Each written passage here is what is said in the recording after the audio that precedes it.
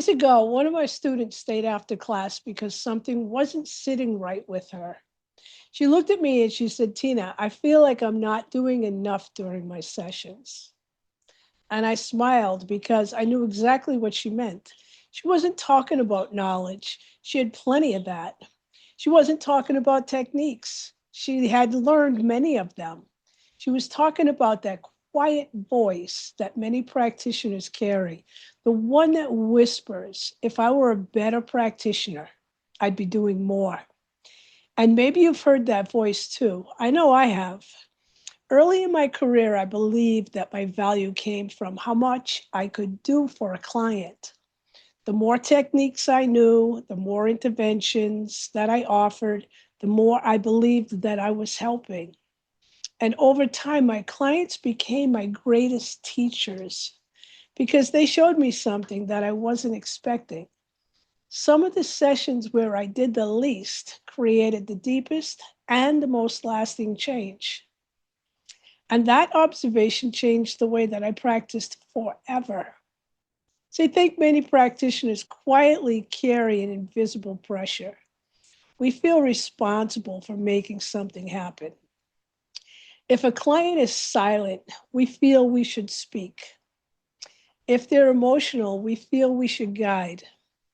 If nothing seems to be happening, we should introduce another technique. Why?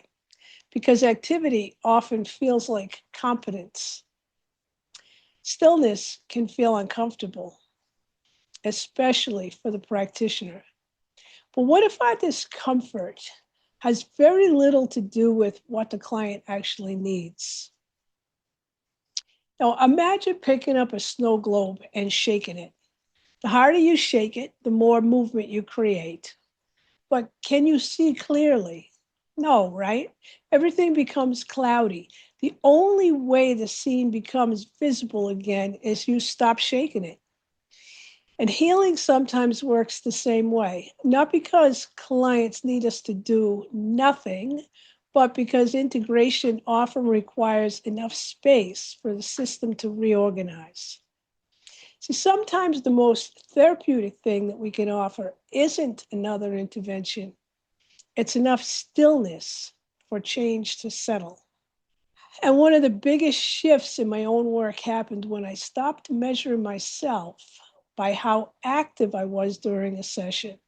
Instead, I started asking this: is what I'm doing helping the client's system to move to a greater organization?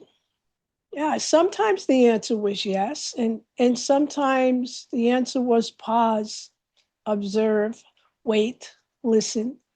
I've learned that the quiet moments are often full of information. Clients reveal so much when we aren't rushing to fill the space. See, many contemplative traditions have long emphasized the value of stillness, observation, and allowing rather than forcing. And modern approaches to psychotherapy and trauma informed care also recognize that pacing, timing, and respecting a client's capacity are essential parts of effective practice.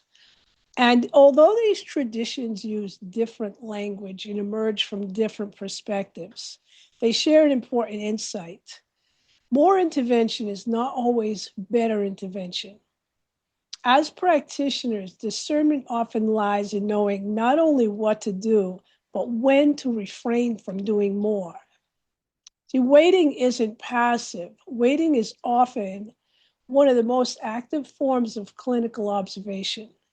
You're watching, listening, tracking subtle changes, noticing breath, eye contact, posture, emotion, presence. You're allowing the client's own wisdom to emerge rather than replacing it with your own agenda. And that takes confidence. And confidence doesn't always look busy. Sometimes confidence is quiet. So this week in our energy therapy practitioner certification, one of our students shared something beautiful. She said, I realized I wasn't trying to help my client anymore. I was trying to relieve my own discomfort with the silence. And the room became very quiet because I think every practitioner has experienced that at some point. When we become comfortable with stillness, our clients often become comfortable discovering something new about themselves. And inside the certification, these are the conversations that we have every week.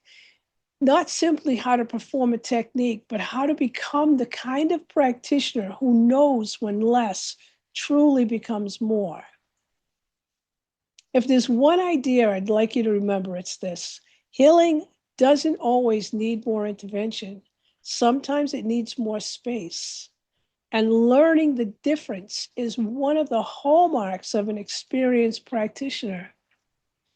In our next chapter, we're going to explore a question that has fascinated me for years: why clients don't always heal in the order we expect. Because healing isn't usually linear, it's intelligent. And once practitioners understand that, then they stop trying to control the process and begin learning to work with it. I want to thank you for joining me for another chapter of The Architecture of Healing. And to everyone who continues to watch from around the world, I thank you. I'm continually inspired by the thoughtful comments from practitioners from many different countries. You're helping make this a truly international conversation about healing. And I'd love to ask you something. Have you ever had a session where doing less created more? Or maybe you've noticed that your own urge to do something wasn't what your client needed in the moment. Share your experiences in the comment. Some of the best ideas for future chapters come from the conversations that we have together. Till next time, take good care of yourself. And remember this: healing isn't about becoming someone else. It's about understanding how we became who we are and creating those conditions for something new to emerge. Many blessings, Tina Bridgettini.